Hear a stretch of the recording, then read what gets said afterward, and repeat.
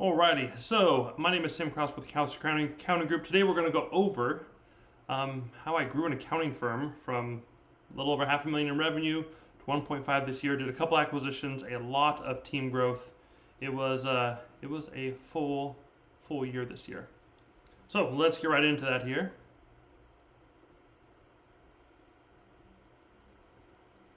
Bada boom, there we go. So 25 lessons from the trenches. This year, 2025, was a crazy year. I know it's January 1st, 2026 right now, but it was a very, very, very full year. Fast growth does create a lot of chaos if you don't build standards, which is something that we did this year. So that's definitely something that was helpful. But the start of this year did not start out that way at all. So high level, very, very high level, what changed? We went from last year about 530. The year before we were in the 350s range and 10 staff in one location, up to the end of the year, 2 locations, 2 acquisitions. One of them was a tuck-in and one of them was an actual, one of them was a tuck-in and one of them was a bolt-on, which we'll go over more of those in a different video. But those are the 2 types of acquisitions. We have 17 staff, quite a few part-time. We're going to be working on that this year, and a 1.5 million revenue top line this year. So let's get into the first lesson of 2025. That's really the owner shift. As your business gets bigger and bigger, at a certain point you have to step up to the next level to try to actually delegate down a whole bunch of things to your team. So this is where we moved a lot more from doing the work, which we still do a chunk of the work, and much more to building standards. We have assigned a lot of roles, client manager, bookkeeper, office manager, things like that. So that has been very helpful in the company for sure. And then also for my partner, who's a CPA, I'm not a CPA, I'm not a trained accountant. I don't do any of the accounting. I do some of the for-profit advising, but I'm mainly running the business and growing the business and marketing, sales, all those pieces. So, but for her, helping her with more technical leadership, she has advisory meetings, or she has meetings with certain managers every morning now that she's able to talk to the team members. So, and we're not there yet, but we are definitely aiming to remove the onerous glue from the daily operations, because that is a huge problem when it comes to building a business to sell or looking at a business that you want to buy and then build up. The owner's glue, which is very common, is very rough. So that is something that we are definitely working on right there. The second thing that I learned from this last year is going to be the acquisitions piece of it all. And what do you actually buy when you buy an acquisition? So when you buy an acquisition, you're buying, sure, goodwill, client list, all those pieces. But realistically, you're just buying people's habits. At the end of the day, you're buying their habits and their expectations. And the more differences there are between the way you do things and the way the previous person did things, the tougher it is, honestly, at the end of the day. So yeah, it's not just the client's list, it is all the habits they have. We bought a 200 client tax firm this last year, and they were very much more used to in-person stuff. Also, they were used to a single owner of the business. Super nice lady, super great lady, but she owned the business by herself, and so then they went to working with the team. So we had about 25% of the client list, and this is what we call a tuck-in, where we do an acquisition and then we actually bring everything in-house, or we call it a partnership at a high level, but realistically we do an acquisition to where the previous person's brand goes away, all the clients get moved over to our systems and our team, and that is basically what that looks like. So that was for this tuck-in, and we lost around 25% of clients, which is close to normal. This is why we have certain things within, especially for a tuck-in, within our contracts for retention over a certain period of time, usually over the first year, Or in this case, it was actually, hey, the final purchase price would be the amount of clients that came over the first year. So this we'll hit on a little more later as well. But change by default is negative, even when it's a good change. They went from having an EA do their taxes to having a CPA do their taxes. Well, from the client's perspective, they went from having a CPA doing their taxes, which was not accurate, but that's okay, to a CPA doing their taxes. So for them, there was no change, even though it technically was a better change for them. So, and yeah, if you can avoid huge changes right at the beginning, because people still come to you for, in this case, it was tax returns. People still come to you for the tax return. So if you don't do that much change in the beginning and actually just change and actually still show them that you can deliver the tax returns, that is going to be super valuable, because then it will buy you some time to be able to actually get what you need to get out the door and show that you can actually still do the job. Because for some reason, when you shift, they think you don't know how to do a tax return or don't know how to do bookkeeping when you go from one owner to a different owner. Because I've done 2 different tuck-ins in the past and 1 bolt-on, which is where I kept the separate brand. And you'd be surprised, just because you and the owner talk, you and the previous owner talk, and you do a nice transition, doesn't mean the client thinks you could do anything that the previous owner could do. So this was a big win for us when explaining the changes, basically the why are we changing these things, but more importantly, the benefit to them. We had one client, they had their taxes that were done. Within home office deduction, again, I don't do taxes, but within the home office deduction, there's a simple way to do a home office deduction, which is just a square footage calculation. There's a more complicated way, which is where you take the square footage, take it as a percentage of the whole house, and then take several of the house expenses, and you're able to expense that percentage. The previous person did it just by the simple method, which is fine. And so when we had some of these clients, we do it typically by the more complicated method. So we had a client who was asking why we're asking for all this additional information. And once we explained to her the reasons why we need all this additional information, and it was going to actually be probably better for her, she was all for it. But we had to really hit on the benefit to the client in that case.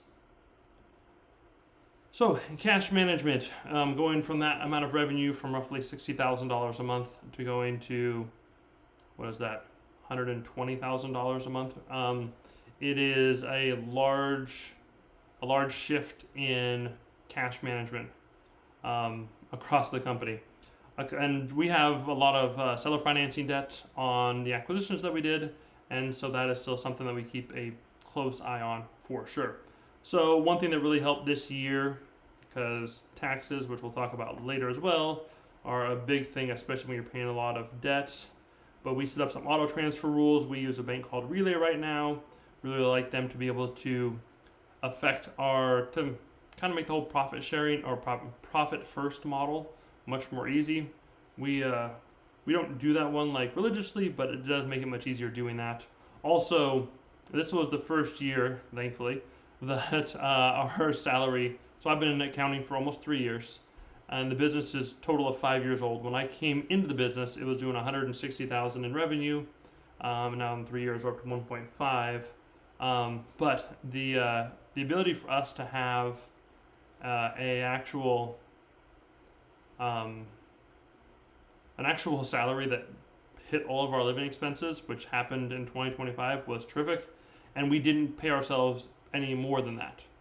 So we had a set amount that basically stopped so that we could leave extra profit right now inside the business, even though we are an S Corp, so we're still taxed for it. But it really helped for paying off software and different things. That was really helpful. So yeah, we'll go into here for acquisitions. Lesson number 4. The silent killer in acquisitions. This one is rough. This is for our bolt-on this year. So for client transfers inside of one of your acquisitions, one of the businesses you still own, is a tough one. We had a staff member. I'll say this piece here. So from the client's perception, if you're bringing in staff members, one of the bolt-ons we bought, they had 3 staff members. One of them decided to leave, which actually good scenario, to be honest, best case scenario. But when she left, the ability for us to get access to all the information that we needed to be able to transition all of her clients was really rough. And from the client's perception, they're still doing work with that brand.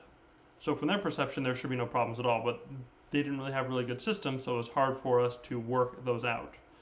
That's why we use a lot of password management tools, even though they're expensive. We document the logins a lot, and where the locations are and where you grab the information and what information you grab, and oftentimes even when it's available. So there's a lot of pieces that we grab that are helpful to be able to make, especially internal transfers, far, far easier.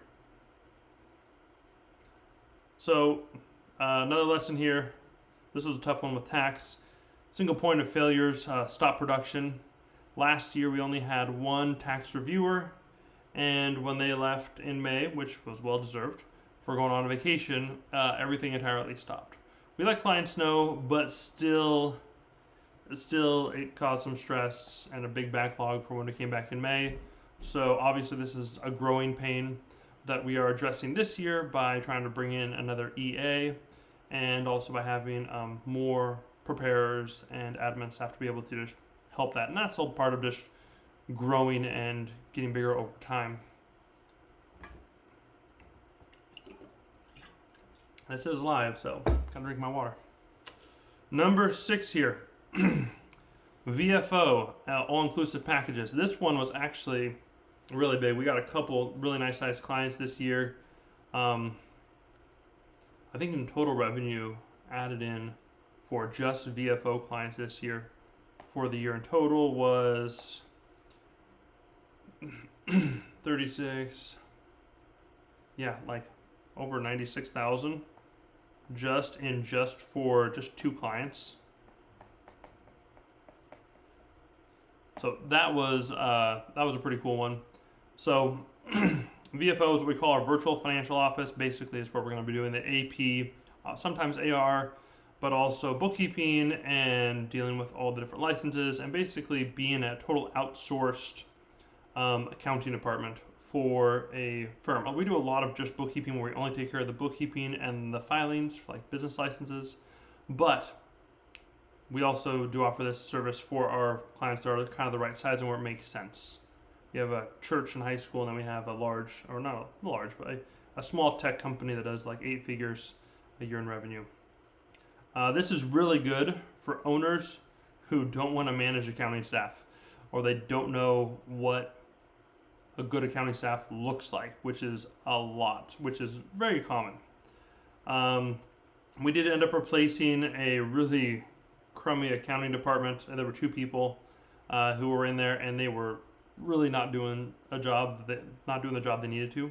So we were able to replace them and actually cut the total budget for the client in half for what he was paying, and then still make it a very profitable engagement for us. So our edge that we have, because oftentimes some of the people that we end up replacing are nice people, they just can't do the job, or the systems are really weak in their current position. Our big advantage we have here, which I really like about VFO, is that we get our staff, which we train them, our systems, which we make them, and we only work with people who allow us to use our systems and tools, our tools, training, and our oversight. So it's not just we're sending in our one staff person versus their staff person. We have all this support behind our staff person that we're able to bring in and actually make it a much better experience. And so that's been really nice. Pricing, this one, pricing by gut feel, which is very, very common in the accounting space, traps you forever in the pricing engagement, which I don't want to be trapped forever anywhere. So I don't want to be trapped forever doing pricing. 2025, the start of the year, I was doing a lot of pricing by gut. Because I price all the engagements, because my partner is great, but she will give everything away for free, and we actually have to pay the bills. And so with me pricing all the engagements, the start of the year, I would talk to people on their tax returns and kind of get a ballpark, and then just kind of do a gut feel. And hey, it sounds complicated. It sounds like it could take a long time. this is your price. That is not beneficial for if you ever want to hand off price. If, and this is also for the firm we bought, all the pricing is in the owner's head. But if it's in your head, you'll have to price forever and ever. So this is where I built out a lot this year, a pricing calculator for not only for our taxes, but also for our bookkeeping services. To be fair, I haven't built it out for the VFO one because accounts payable, we're still figuring out all the elements to add into that pricing calculator, but that has helped a lot. With that being the case, though, we had to do some price raises this year. We raised prices on 20 bookkeeping clients. We had 3 of them choose to go other places, which is fine because actually they were the ones who were kind of bottom of the list as far as pricing goes. And then we actually have, from the raise, we're still net positive by a good amount there. So, and then also on 350 tax clients because we ended up having to, standardize our pricing. Now with our prices, we have what we call a catch-up rate. Okay, so we have a catch-up rate because sometimes, let's say someone's at, let's just say, $100 1040. Let's say we bought a firm and it had some $100 1040s, which it did. And our 1040 right now is $450. Okay, starting off, that's not anything fancy. That's very bare bones. So how do we make this jump? If we now depends if we don't care if we are over capacity and all that stuff, then we don't care. We just raise the client directly from 100 to 10 to 450. If they don't like it, they could go somewhere else. We have 2 different price raises. So we have, which I think this last year we did an 8% general price raise. Okay, and then I had, I'll move that out from behind me. And then I had a 20% catch-up price raise. So essentially in this scenario here, which this is still actually really low, but one step at a time. This when you're below the general price raise, then you get the catch-up price raise amount. So this person in this scenario would get 120, which is still very low. I might have hand done that one a little more, but that's essentially how we're doing catch-up price raises. Also this year, we implemented upfront pricing.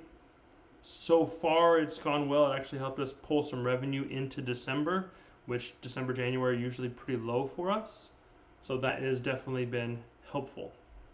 But that's how I do my pricing, whether I'm doing the general price raise or the actual catch-up amount there. So, hiring for trajectory.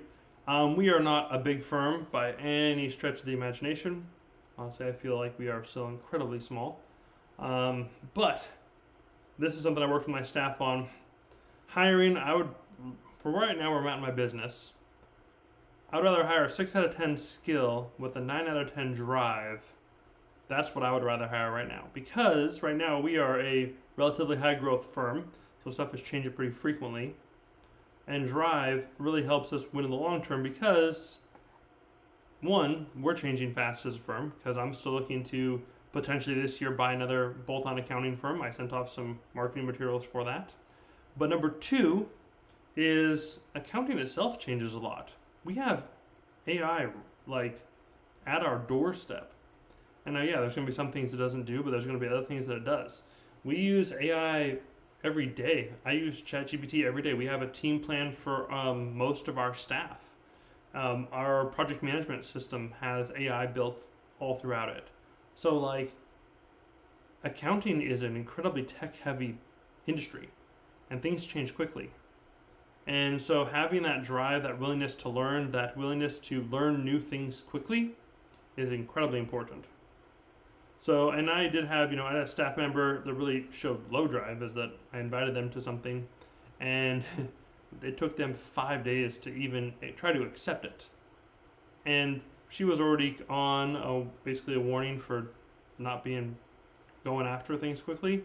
And then that was kind of just the final deal. So like I was telling my staff, if I have my time and my skill, if I have someone who is let's say this is my skill here up through 10, someone who is a 6, but they have a good drive, and I'm calling that drive the trajectory, versus someone who is a 9 with just a flat trajectory. I'm fine with that because I know over time my 6 person is going to be crossing my 9 person in this scenario. Now they do need some skill because it might not be worth it to hire someone who's a 2 and strong drive, because it might just take too long to make it worthwhile in this very rough out scenario. Now there is a whole bunch of stuff that I've talked about with my team about, how do we, with systems, with processes, with standards, how do we make it so that someone can go steeper versus more shallow? That's something I talk about with my team. We work on quite a bit. But all that to be said, I'm hiring more right now for drive more than skill, and I think later I'll be hiring for drive and skill. So production-based pay, especially for bookkeeping staff, worked really well. So we are mostly a remote firm. We have 2 small office locations, but most of our staff work remote. And working remote is tough to hover over someone to make sure they do all their stuff. The traditional ways of managing staff, especially in accounting firms, is really hard with that. So therefore, we moved to production pay for a lot of our staff, where they get a certain percentage of the revenue of the work that they produce. So they're paid a percentage of the bookkeeping fee. Now there is Washington State, because we are in Washington State compliant things you still have to do. But this year, for our client managers, we plan on doing budget hour plus bonus. We're rolling that out in January with a few of them as a test. Very important when you are modifying someone's pay schedule. This should go without saying, but very important. We've talked with the client managers about this in August. So 4 or 5 months ago, we talked to them about this, let them know what it would look like. We've ran it concurrently. I have a sheet that would show how much they would get paid in this versus how much they would get paid hourly historically for the past few months. So I can run all those numbers and really help them get ready for it. And we're only doing a test with 2 of them to start, with 2 of the client managers to start, to make sure we work out all the kinks. But what I really like is that when we moved to production pay for our bookkeepers, we had a couple of bookkeepers that were really efficient, and they would drag their feet because they would do things so fast that they would just try to fill the hours just to get paid close to what the other people were getting paid who were less efficient. And I really want to aligning. I'm really a fan of aligning incentives. Huge fan of that, whenever possible. So that's honestly why I'm moving more to production pay. We're testing that out some more. Again, there are state law compliant things with it. There are hours you have to track, all the sort of things you have to do still, and L&I and ESD and all that fun stuff.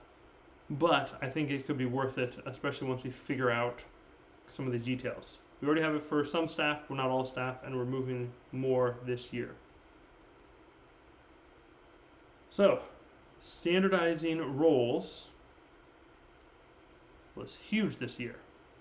We started off the year with very few standard roles. It was a lot of me doing stuff and filling in the gaps, and no one was clear of where the baton pass happened. We work in a pod structure. So within a pod structure, we have the office manager, and then we have a couple client managers, and then we have a couple bookkeepers. There was no clear definition of where the lines of where these roles started and stopped at the start of 2025. That has improved dramatically this year. And it all goes to client manager basically owns the relationship. Bookkeeper owns the technical piece. And the office manager, at a very, very high level, obviously owns the office. But we have relatively, not perfect yet, but clear roles for each one of these different positions. And honestly, laying out these positions and how they're set up has helped dramatically. So if you haven't done that with your accounting firm yet, to where this role means this for everyone in that role. Do it. That's the whole standardization piece right here. Like, absolutely do it. Now, yes, someone might have to be a lead client manager or something in between, but the more you can do that, the easier it is for when someone is sick or on vacation. I mean, it also helps it so that for scope creep, but inside the company, because we experience scope creep with clients, but also we have our employees experience scope creep with their employer. Other duties as assigned is very often on a job description. I put that there as well. But if you can actually have more defined duties, the better it is for the employee, the clearer it is for them to win. Okay. Number 11 lesson this year is that we had an office manager for the first time. To be fair, we had the funds for an office manager for the first time this year as well. We didn't have those before.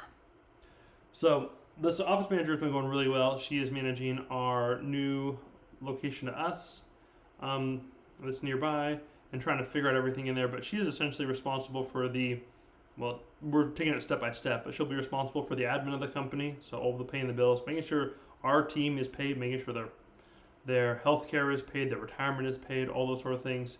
The sales of the organization, handling onboarding, eventually handling pricing, and then the delivery, making sure we're actually keeping up with the promises. Because across both locations, we have roughly 130 monthly clients that we do stuff for, and then about 450 tax return clients that we do stuff for on an annual basis. But we have about 130 monthly deliverable clients that we have.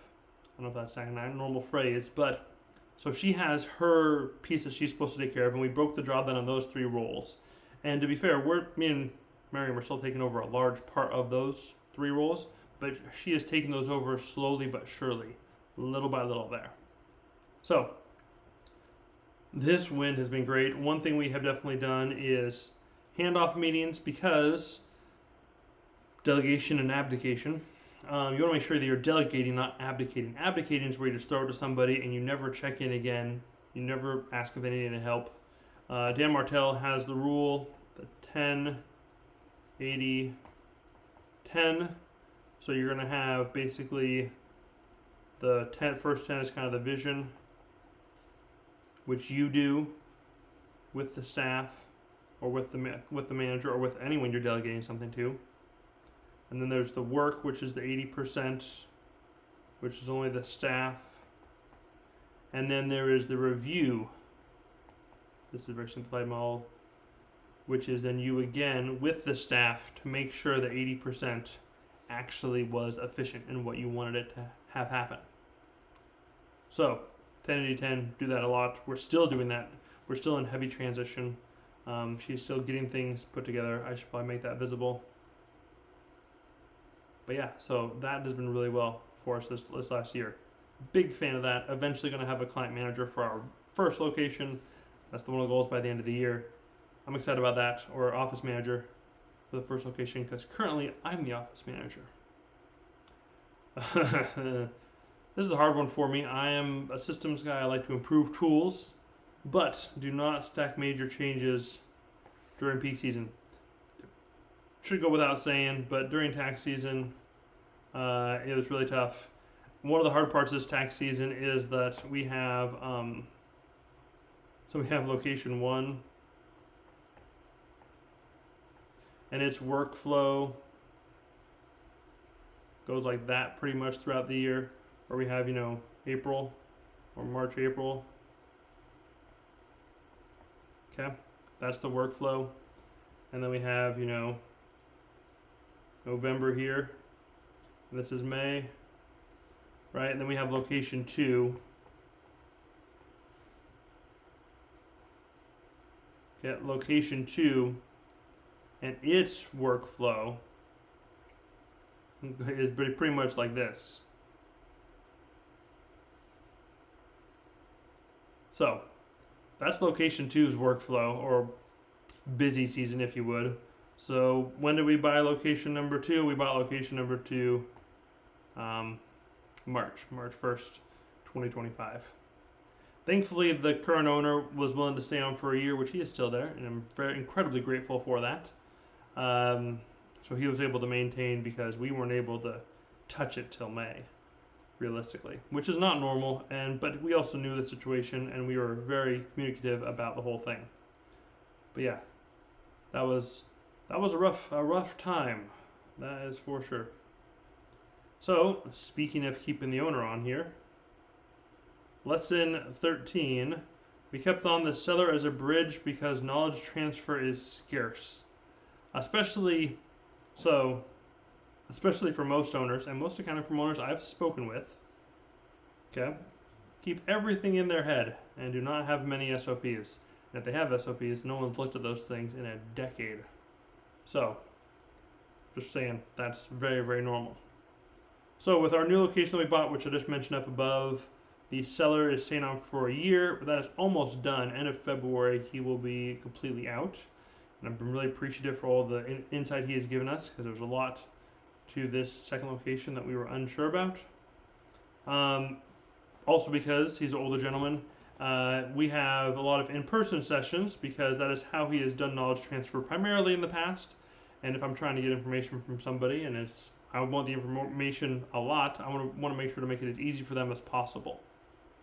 So, and for him especially, this reduces guessing and speeding up integration because we do in-person meetings when we can, when it's available, to help get that information across. Okay, lesson 14. This kind of goes to the expectation piece, which all change is negative from a client's perspective, which I said a while ago here. But even desired changes create friction. This is a fancy looking Q, but from QBD to QBO, the firm that we bought is 80% QBD. Our number one location is 99% QBO. QBD is eventually going away, except for enterprise. So we're transferring people over. And as we were talking to these clients at the new location, several of them really wanted QBO. They were looking forward to it. They were excited. But they didn't like how the reports looked different, which they do. It's stupid, but they do. They didn't like how things showed up differently, how some things were named. It was not terrible by any stretch of the imagination. But even if they want the change, which we thought we had like a slam dunk, it still created friction, so we are delaying some of that till we get a little more established, so they are very comfortable with us being able to deliver the way they're used to being delivered, and then to where we can actually then change it in the future there. So, lesson 15. Niche risk. I thought I learned this on one of my acquisitions in 2023, but apparently not enough. So, bookkeeping doesn't always mean bookkeeping. Man alive. Accountants, for the most part, or for a large part, let's just say, label things very weird. I mean, what is bookkeeping? Is bookkeeping filing with the Department of Revenue for them, do their excise tax? Is bookkeeping just categorization? Because some people call that bookkeeping. Is bookkeeping categorization, reconciliation, and a profit and loss? Or is it what we do, but it's not wrong nor right, it's just what we do. It is categorization, reconciliation, and 3 final reports. Which 3 do we do? Profit and loss, balance sheet, statement of cash flows. So everyone defines it differently, and everyone has different cash flow cycles, especially this one, or especially some niches, like the political niche, run on a 4-year cycle. So they might get, let's just do from 2010 to 2014, where odd years are low, odd years are low, so even years are higher. So from this point, you got 20. This is a 4-year. And then, I think I'm off by a few. It doesn't matter. This is the idea, anyways. But essentially, to where their revenue goes like this on a 4-year cycle. Goes down and then back up. So, side note to past Tim or future Tim, sometimes you got to look at more than 3 years of financials to get the cycle flow of a business. Because if you only looked at 3 years of these financials, you would look at them from here, I'll make it red, from here and just to here, and all you would see is an upward march. Ask me how I know. You wouldn't see that when you buy it, that very next year, you're going to lose $20,000 a month in revenue just because of how the cycle goes, and that's natural. Because you didn't see that piece over there, because you didn't look back far enough. So, all that to be said, good thing to know. Lesson 16. Okay, the remote culture. Recreating the water cooler, big piece here, intentionally. We have for each one of our locations video call meetings every week. We have weekly check-ins. And it's just for, hey, how things been going? How's your life? What'd you do this weekend? You're a human, I'm a human. Let's talk normal. Let's just pretend that we're kind of talking around the office. Because remote is great. No commute. You get a dress, you could wear sweatpants or pajamas.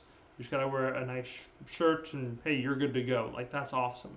You gotta walk right out the door and then hey, you're in your kitchen.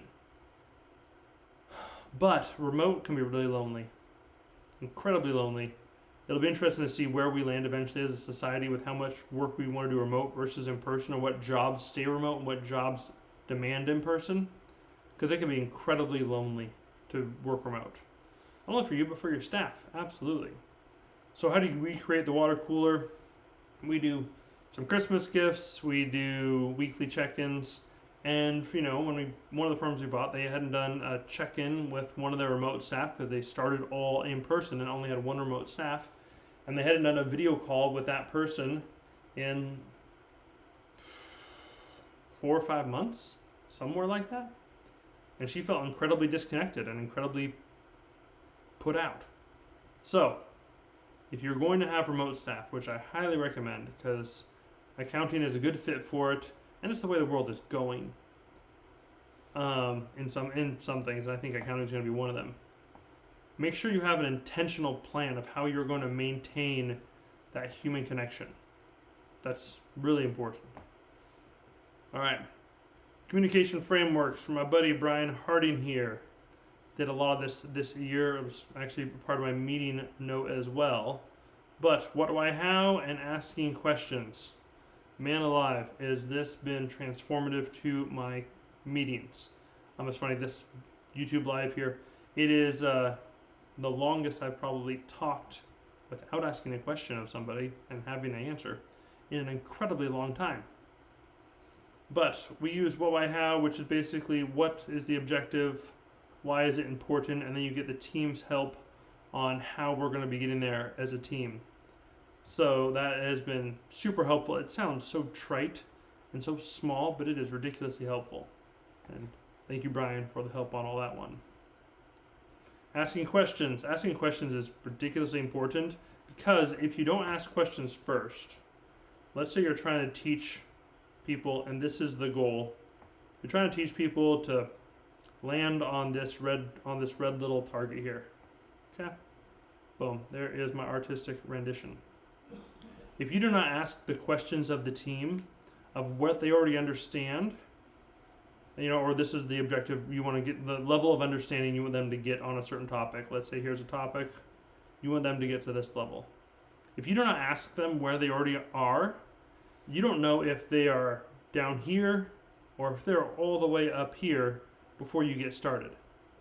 And that's going to be a huge waste of time Because if the team is up here at point number 2 versus point number 1, if they're up there, you might be lowering their standards by bringing them down and then having them actually come down to the way you want to do things. And if you can ask them questions and they're at the higher level, they're going to be able to, then you can have them teach the actual topic if there's other people in the group that don't know the whole level.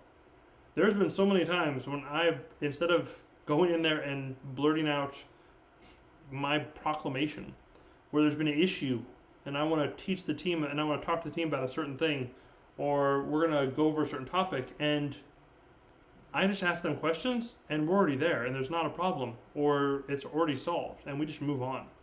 That's been huge. Another thing that has been huge is the definition of done, which is the DOD right here, which is just making it incredibly clear what is up here. Definition of done is from Dan Martell, but how do you clearly define what done is? And then you let your team, if you define what done is, then also the why of that, then you let your team figure out how to get there. It's like telling your team, hey, we're going to go to San Diego, and and because we have a liver transplant, so that's the reason why we got to go there. The liver's only going to be good for 20 hours. I'm in the Seattle area, a little bit south of Seattle. That's the what, we're going to San Diego. The why is for the liver transplant. The how, now the team, if you have a competent team, which you probably do, they're going to be like, hey, we got to go as fast as possible. GPS, let's bring water on board. Let's pack up with all this. Let's pack up some things we don't have to stop. We'll rotate drivers. We'll drive through the night. We'll make it there as soon as we can. Very different than, hey, we're going to go to San Diego again. This time we want a nice scenic road trip because I want to make memories that will last a lifetime. Very different how. Incredibly different how. So just saying, hey, we're going to San Diego without the why, total waste of time. Been there a lot. Just do it this way. Just only focusing on the what. The why is incredibly important. And with that being the case, this lines up well into this one here. Meetings for me and my team, when you're especially asking questions, structuring things like that, became a huge point of leverage. And I really learned to like meetings actually. I used to hate meetings big time. Now I feel like they're a very big piece of leverage on the business, especially I've had a couple of small businesses in the past, and when I had my land business, which was the one I had before accounting, they were terrible. They were once a month because I had to. They were awkward. It was rough. Now we have a couple different types of meetings. We have our check-in meetings. We have some task review meetings, which we're modifying those a little bit. Then we have teaching meetings, which I do once a week with the client managers and the head of the remote team. And those have been great. And guess what format I use for those teaching meetings? What, why, how? Asking questions. What does good communication look like from a bookkeeper to a client manager? Why is that important? How can we do it better? How do you do it? How do you do it? How do you do it? Okay, let's talk about some benefits of that. Like, meetings are great now. Big fan. And on my meetings, I draw a lot of times. So one thing big for me this year is, as I've been doing this the whole time, I have the iPad here, and I do a lot of drawings. I am not an artist, as is probably very evident by any of my drawings so far. But visuals really speed up understanding. I've done certain analogies this year. The restaurant analogy, I think, is one of my better analogies I've done, with the front of the house and the back of the house. Back of the house is bookkeepers, front of the house is client managers, and then the restaurant manager is the office manager. That has been really helpful. A really helpful thing for my team to be able to understand where the handoff is, what their role is, what's the client's interaction, what's their expectation. Okay, visuals obviously help reduce miscommunications and shorten timelines, and this is just a great tool. And I joke with my team all the time that I'm a professional artist because I draw things and then they get impacted and they go make the company money, which then pays me. So technically, depends how you want to define it. but I do get paid to draw little doodles here. And then with the communication ladder, this essentially is the different ways we can communicate. And what they are, you have, to start off, you have text, which this will be also email. And then you have some photo, which is still visuals. And then video, if I could spell. And then you're going to have then video meetings. And in-person is even above this. Okay. So I use this for my team for when we're having issues with the client or there's miscommunication going back and forth, which, as you well know, that happens a lot. And if they're only using text, I will tell them, hey, let's either go to make some photos with some arrows and screenshots to show them we don't have access, or to show them this is all we have, or let's do a video and maybe a video meeting if needed. It depends kind of on the client and the situation and the heat of the situation, if you would. But hey, it's 2 times and it's not working. Let's go up to the next level. Okay, they brought an issue. You gave them a solution. They didn't seem to understand the issue at all. Step it up. Now let's do a photo. This is what we have. And then next thing, then step it up. This is what we have. And keep on stepping it up there. All right, so that is a little bit of the communication ladder in a nutshell. And visual teaching. Big fan. Lesson number 20. Periodic outside perspectives helps prevent blind spots. Boy, has that been true. I have a friend of mine. He's actually known me I've been in business for almost 10 years for 3 main different businesses. And he's known me for 8 years or so. We have a meeting every 6 to 8 months. One of my recent takeaways from that was we were talking about email, and I was having a really hard time letting go of some email stuff with my team. And then he's like, well, have there been a lot of complaints about that? I'm like, no, not really. I'm like, well, then why are you being all uptight about it? And I'm like, I don't know, because I want it to be a certain way. Have you told the team about this way? No, not really. And he's like, what are you doing? So anyways, when I take him out to lunch, mainly it's him holding up a mirror to me of rationale and saying, Tim, why are you being so stupid?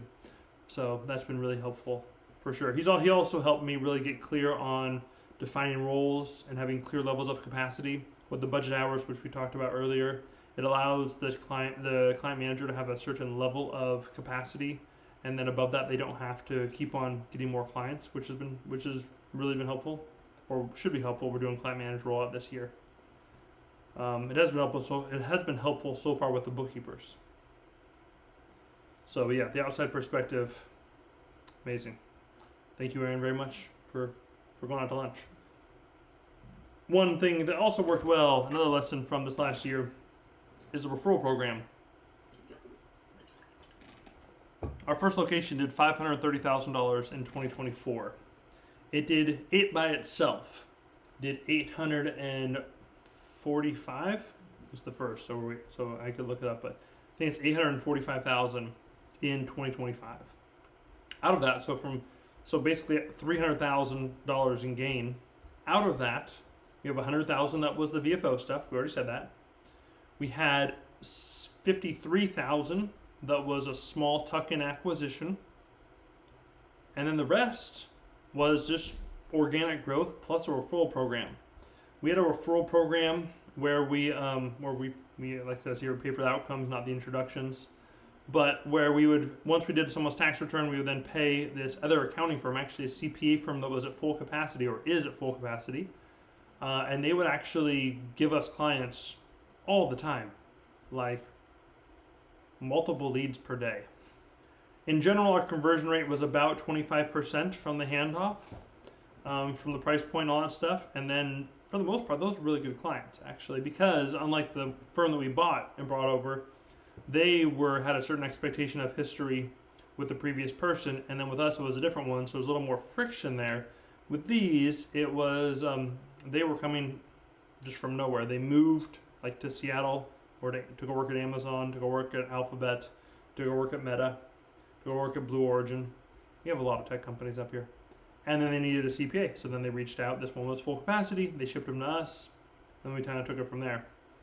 But yeah, this was huge. We also did this for clients. Our clients are part of our referral program, and also for other business advisors, financial advisors, coaches, things like that. But so this has been great. And within our project management system, we have a way of tracking this. And we paid out this in 2025 in referrals.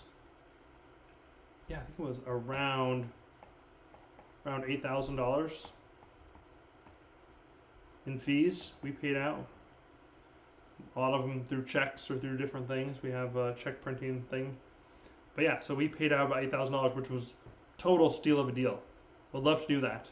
And I mean, for the most part, for most of our referral fees, especially for taxes, we only paid out roughly 20 to 25% of revenue for the referral fee, which is huge because if you're for a lot of accounting firms when you buy them, even though I'm not a fan of the 1% annual revenue, I think there's actually a lot of issues that causes in the accounting space, but that's a different video.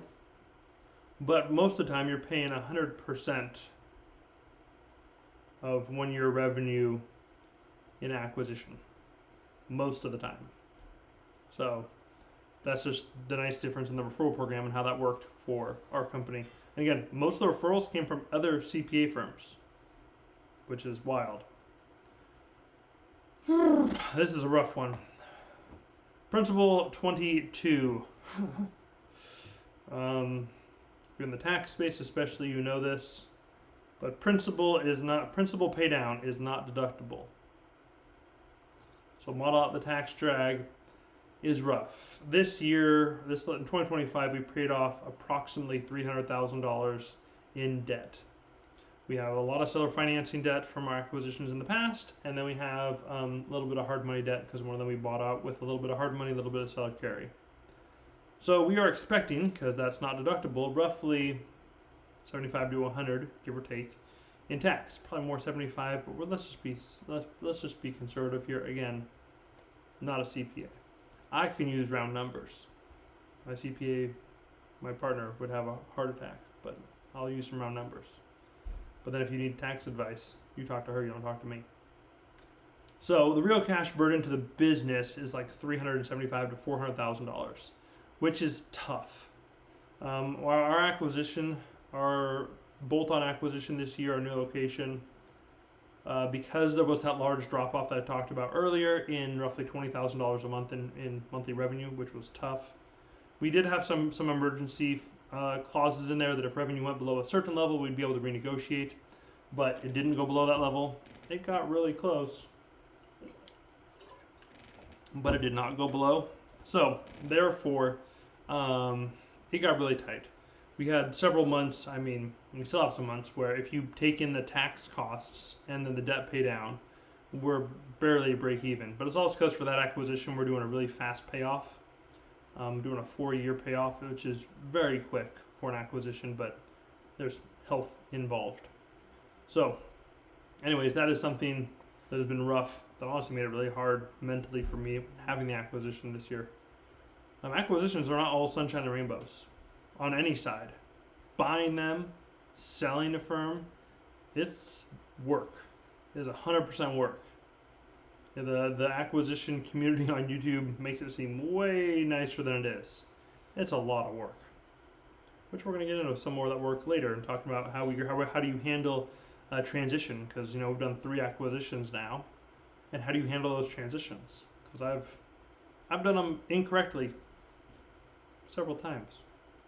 Well, in different ways each time, which has been the fun part. Lesson 23. Vision sharing needs timing and dosage. This is with the staff of the new acquisition. So one of the hard parts is with the staff of the new location, I shared a very long-term vision, I believe really too early. It ended up working out ultimately, but I shared a really long vision when really I should have shared the next year or the next year and a half. I shared a 5 and a 10-year vision. And the one staff member who ended up leaving did not really like it. And it was not a fun meeting. I'll say that one. I like a lot of meetings now. this meeting, didn't like this meeting, but we did it. But the staff really needs time, and they're really concerned, especially when we do an acquisition, like the next 90 days, next year, like, am I going to have a job, basically, long story short? Or is my job going to change a whole lot? Because, again, change is bad, which is how change starts. That's the same thing for the clients. It is the same thing for the staff as well. For the staff, they have change is bad as well.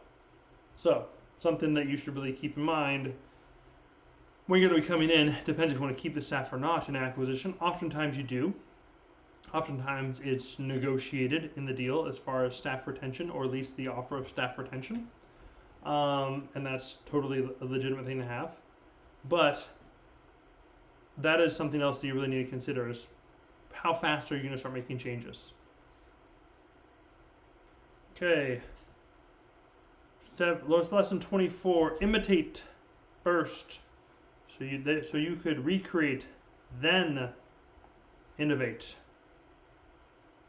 I'm not very good at this. I like to go straight to innovating right away.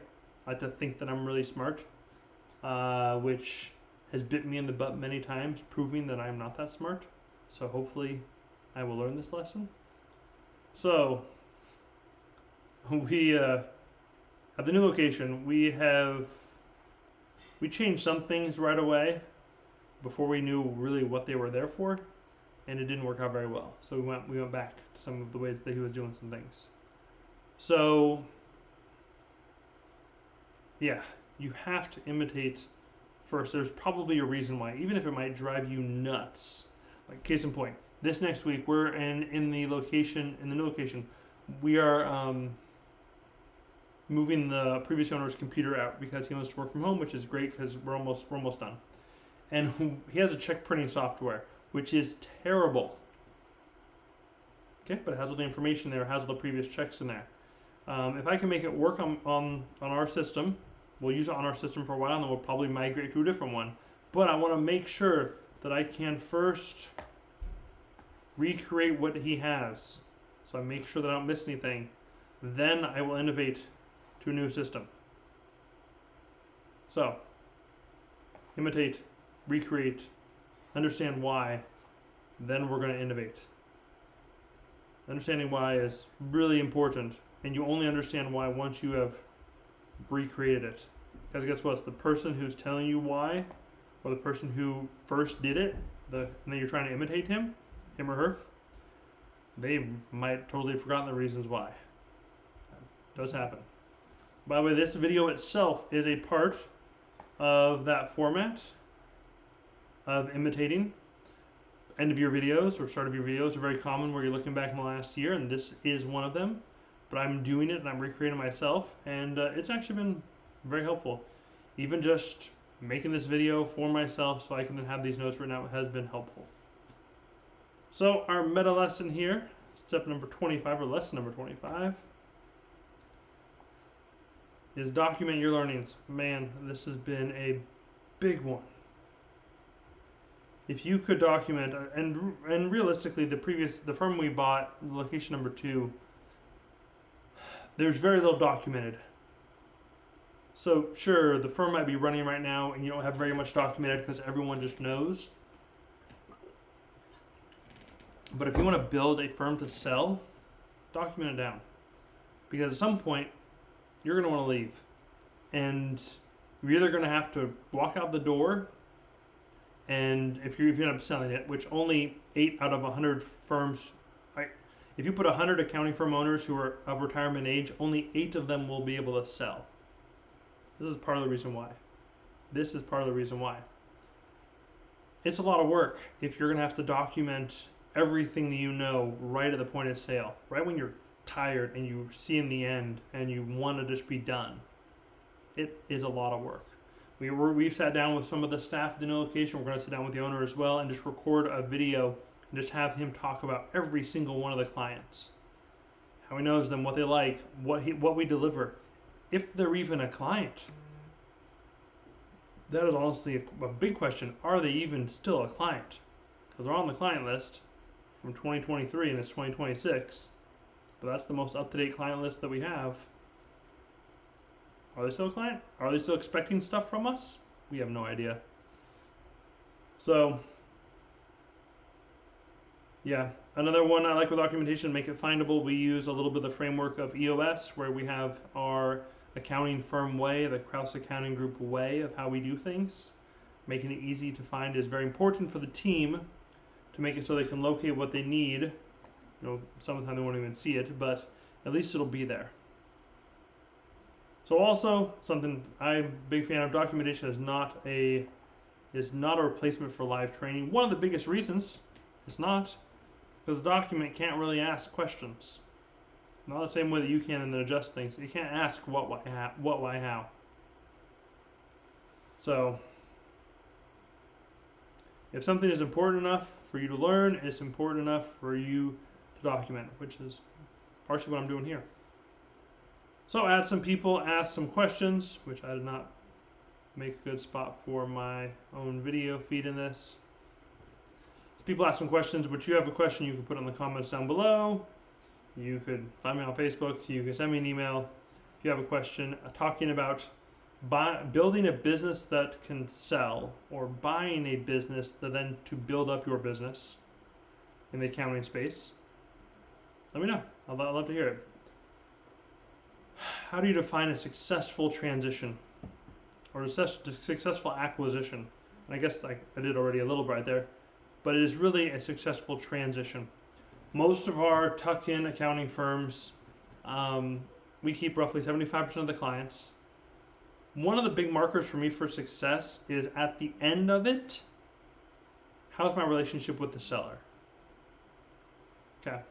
I have 3 sellers who I've bought their firms from. At the end of it, how's my relationship? Because yes, we're buying all the clients, and that's great, but the seller's really client zero, in my opinion. That's how we call the seller. The seller's client zero. Before they have their first client, they sell themselves on having an accounting firm. So that's a huge marker for me, is a good relationship with the seller. And I can call up, message any of the sellers that I've dealt with. We get along well. I've used them for references for other accounting firms that we've bought to let them know what's going on. I work very hard to have a good relationship with the sellers. And then, then once we transition off, then we still stay in touch a little bit, and then you go off and do your thing, because that was the whole point. Is that you weren't going to still be in the accounting space. You were going to go off and do your own thing. One of them he sold, moved to a different state, and him and his wife are doing real estate. He's a younger guy. Another one, she sold because she got grandkids, and now she's able to be with her grandkids a ton more and not disappear during tax season. And then the third one, he has till February, and then he's going to be on his own here, and we'll have to see how much crab fishing he does and everything like that. So that's a big piece for me on the emotional front. I know I do have in the contracts, I do have a lot of criteria that help us protect us from a cash flow perspective. So the relationship, also, is it profitable at the end? So all my acquisitions have been very profitable at the end. They've paid themselves off, and we're still rocking and rolling. Yes, have we had some churn just because when one of them we bought a whole bunch of bookkeeping clients that were in real estate, and real estate companies just closed down? Yeah, for sure. But on the whole, have we still been very profitable with it? Yes. So, profitable, learned a lot. You learned so much doing an acquisition, because it is like being forced through a straw, like the pressure, the friction. Like, we went from our first acquisition in 2023, we went from 20 bookkeeping clients to 50 bookkeeping clients in a month. And it was rough. Staying up late, getting things done. I was helping out the team the best I could. Access issues, 30 phone calls with everyone to try to onboard them. Actually, we did 40 phone calls because a couple didn't come over. But it was a rough deal. But we learned a lot during that process. That really helped us become a lot more systemized. And it has every time we've done an acquisition by leaps and bounds. That's another huge benefit of acquisitions that's not really talked about. how it changes you as a business owner and changes your business and changes your team. Okay. This question here from Jason. Tips for training new team members quickly. Two things with that, Jason, is if you have very clear roles, it makes it far easier because then they know what the end destination is. Okay? So clear roles, number one, incredibly important. Number two, if you can have a nice systemized way or systems to make it easier, whether it's using a project management system, you have tips in there, or videos or bullet points reminders, that makes it much easier because I kind of think about it like a bridge. So you have one side and you have the other side of here, and every time you have a new employee, they have to make, because you train them, but they have to make for themselves a new bridge, right? Get the idea. They have to make a bridge. And the longer this distance is, let's say it's 1,000 feet. Okay. The longer this distance is, the longer it takes them to build a bridge. But if you have same distance, same 1,000 feet, but with systems, processes, with tools, with videos they can watch, you've built out videos, systems, tools, you've built out part of your land, which this you get to reuse every time you get a new employee in this position. Now, they only have to go 500 feet with their bridge. Now they can do it much, much faster. So something I talk about with my team quite a bit is this takes time. Building out the ground, the foundation here, this part here, takes a lot of time. But if this is going to be a role we're going to have for a lot more people, building it on the whole will make it much easier for us to bring more people in, more help in quickly, because they only got to go 500 feet instead of 1,000 feet because we made the job easier for them. McDonald's, those sort of places, again, we don't want to be a McDonald's of accounting, but they have a lot of processes, a lot of trainings to make it so that it's very easy for them to onboard new employees. We could take elements of that and bring that into our accounting business and make it easier. Future plans for her growth in 2026. So the current plan, as of right now, is that we are going to be looking to potentially buy one more accounting firm this year.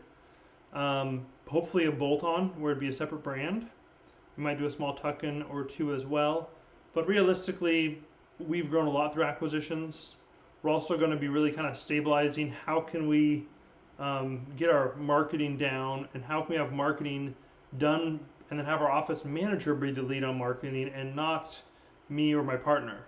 Because historically, it's been one of us two has been kind of the lead, or we have a marketing person who brings us someone and we do the sale. So can we have a location that is completely self-sufficient is one of our big questions for 2026, where that office manager is taking care of 100% of the admin, 100% of the delivery, and 100% of the sales. Now delivery, they're managing the delivery. But can we have that? That is the big question for 2026. Is can we get to that point? We're hopeful. We've talked about it a lot, and we're going to move forward towards that goal. But yeah, that is our plan for growth for 2026. Jason, thank you so much for your question here. Appreciate it. And yeah, that is pretty much all I have for me on this first broadcast. I plan on broadcasting roughly once a week, probably on Thursdays here, talking about all things in building a business that to sell, but then also buying to build. Build to sell, buy to build your business for an accounting firm, for a small accounting firm owner. And we're not giant regionals, we're not the top 4, we're not the top 20. We are small little guys, scrappy. You gotta get the job done. Anyways, you guys have a great 2020.